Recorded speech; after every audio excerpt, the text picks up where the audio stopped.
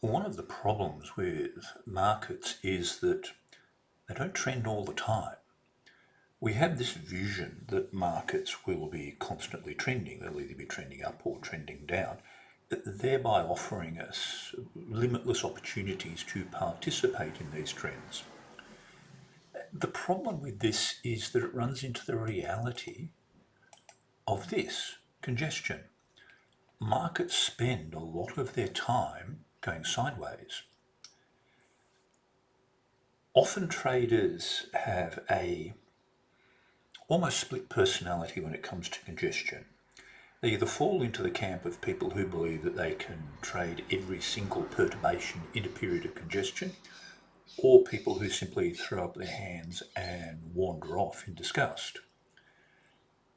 The truth in terms of trading congestion lies somewhere in the middle, and I want to go through a few of my thoughts, a few of the ways I perceive this to be a problem, and a few of the ways I think about going about solving it. And I want to do so with reference to Fortescue. Now, if we look at Fortescue's history going back to 2019, we see something interesting. Fortescue, irrespective of what people think, is a resource bull market stock. Without a resources bull market, Fortescue will amble. That's just the nature of a large proportion of the Australian market. And we can see the impact of this bull market on Fortescue in that we have this wonderful uptrend that persists for, let's say, 2.5 years. Price then spikes, falls a little bit, recovers, fails to make a new high, and then falls away from that. And we get this floor at about $14. So price has effectively halved. If we look at this a little more closely in what's been happening in the past year or so, Fortescue has this boundary. And I've looked in the upper boundary, they're about $23. And I've picked the bottom of that gap as the bottom part of the range, as sort of the floor that sits under price. And it's here that I want to delve into what I think are some of the tactical errors that traders make when trying to deal with this sort of situation. The first mistake I think they make is that they become overly granular. That is, that they continue to reduce the time frame down further and further, thinking that by adding more information to the system, or what they perceive to be more information, that they will get a better signal. What they're actually doing is adding noise. And one of the things that is intriguing about Fortescue is, despite its position within various indices, despite its popularity with traders, it's quite a noisy stock. When you look at it on a daily chart, it's quite gappy and quite noisy. And many traders are drawn to that, thinking that presents opportunity. But remember, what we're looking for is signal among noise. We're not looking for more noise. And traders are attracted to noise. But I want to talk about this daily chart and see if we can't make some sort of sense or use it in some way, shape or form, given that it does seem to be the go-to or default setting for the majority of traders. First thing we can do is add volume. From my perspective, the most powerful chart you can have is one that has price, volume and a straight line on it, because it conveys so much information without adding noise. And I know I am prone to making dogmatic statements, but if you have your chart covered in indicators so that it looks like an aerial map of the Melbourne tram network, you're doing it wrong. It's as simple as that. I don't have any middle ground for that argument. You're simply doing it wrong, because the thing you're forgetting is that all indicators are iterations of price, and each iteration takes you further away from price and the purity of what it is telling you. You need to learn how to read charts simply by looking at price. When I add volume, the immediate question I ask is, does it add any more information to me? And from my perspective the quick answer is no. Yes, we do have volume spikes when we get big moves up and down. And the overall average daily volume for Fortescue for this period sits at about 9 million shares, which is fairly liquid. But we can see that for the majority of 2023, which is the period stock has simply been meandering sideways, that we've had what you can consider to be below average volume. So there's not a lot going on with volume, and that tallies with what is happening with the overall market to some degree. The overall market is lackluster, and you would expect that large stocks that make up a good proportion of the market and which make up a good proportion of traders' interest within that market would also be lackluster.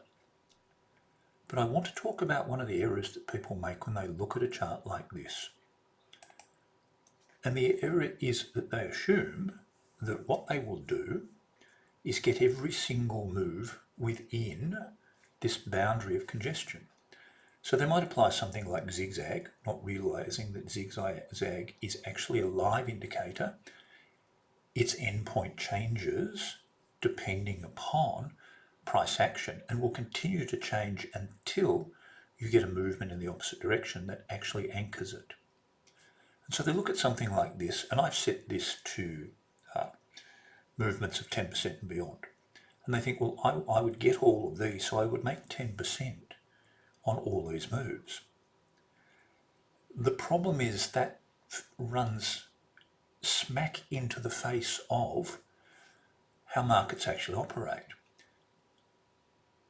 Congestion looks wonderfully clean and clear when viewed in hindsight, but when you're in the middle of it, it doesn't look like this. It looks like an ungodly mess. You also have to factor into that the delay with which you receive the data and the delay with which you act upon it. So what actually happens is the majority of people end up buying and selling at about the same price, which is the midpoint of the congestion. So all they do is churn. Yes, they do keep themselves occupied, they do have something to tell their friends about on various forums, but they're not really making any money. Which does drag me back to this notion of the weekly chart and what it tells us and how we could go about using this information in some way, shape or form. One of the things that struck me when thinking about this is I was having a look at the ASX options and I was having a look at their turnover. And I was, to be honest, surprised to see that Fortescue sits at number 3. And so this gives us an initial clue as to how we might trade this sort of movement, this sort of congestion for any stock. And it doesn't really matter because what I'm about to talk about is a generalization. It's sort of a template you apply to things. So we go back to our daily chart. We have this boundary. We can see the boundary sits, let's call it a wide boundary, that sits between 20 and 23.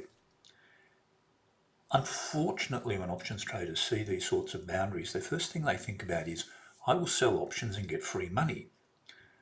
And so what they tend to do is either short a call or short a put, thinking that they will pick up money at either edge of the boundary. Those who are slightly more sophisticated generally generate a short strangle, which is sold call, sold put together. These are based upon price and volatility stability. They're based upon no movement or limited movement within price and volatility. What they forget is the volatility component. The relationship between an options price and volatility is linear. This causes problems for traders who are unaware of the impact of volatility on options price.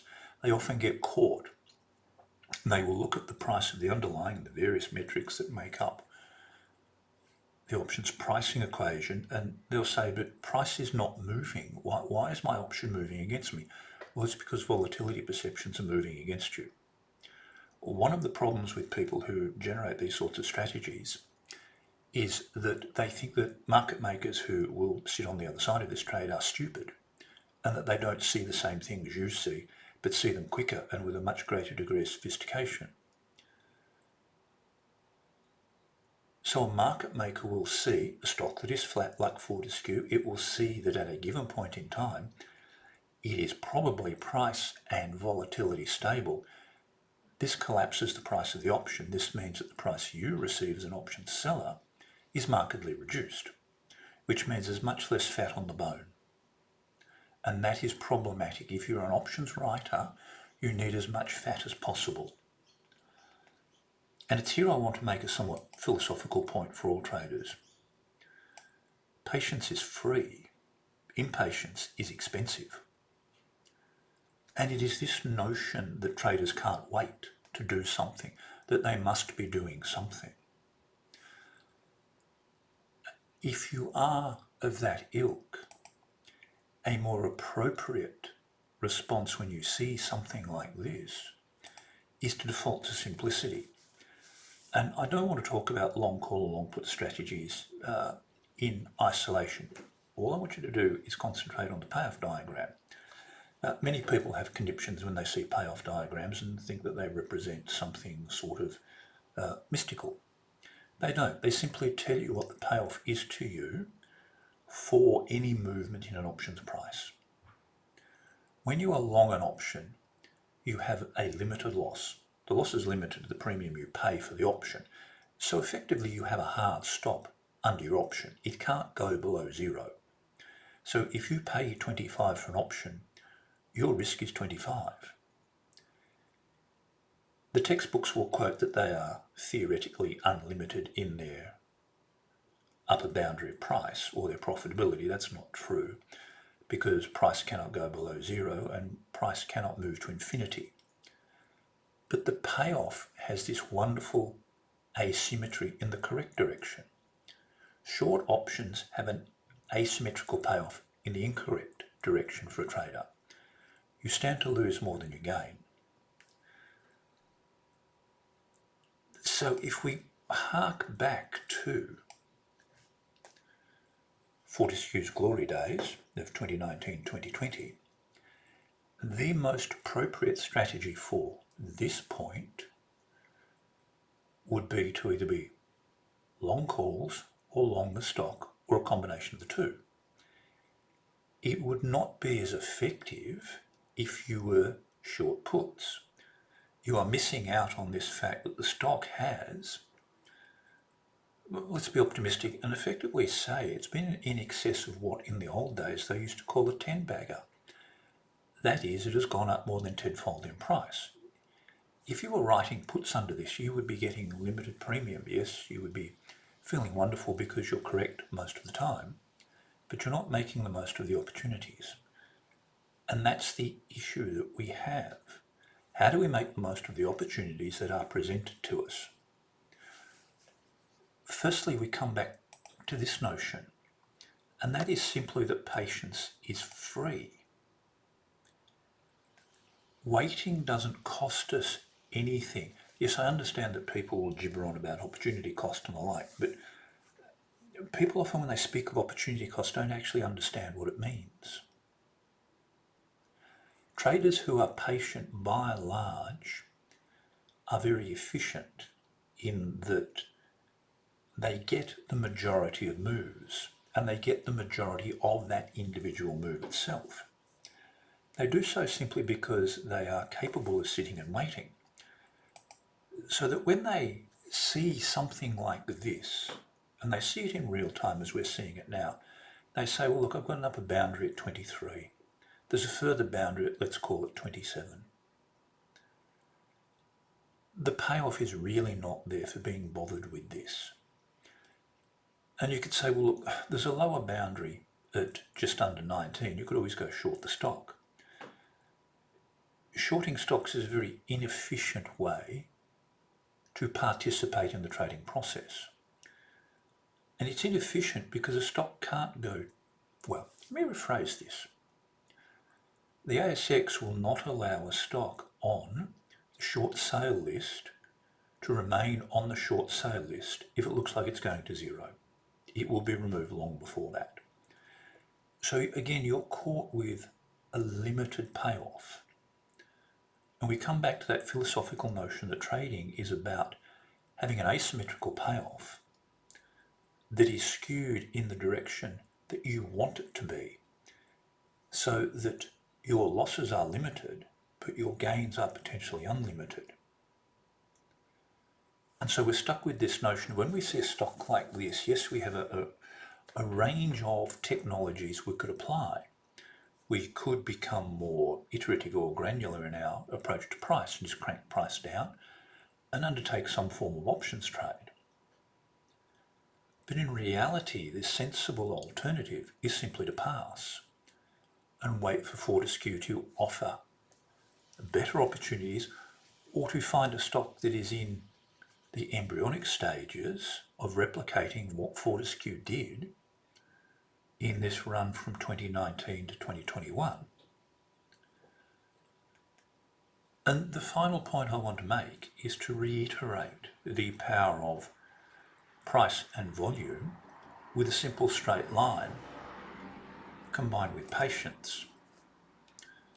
This is Neuron, and you can see it went sideways for 7 years. When it decided to stop going sideways, it went up fourfold very quickly. So what do we have on the chart? We have price, we have volume, and we have a straight line.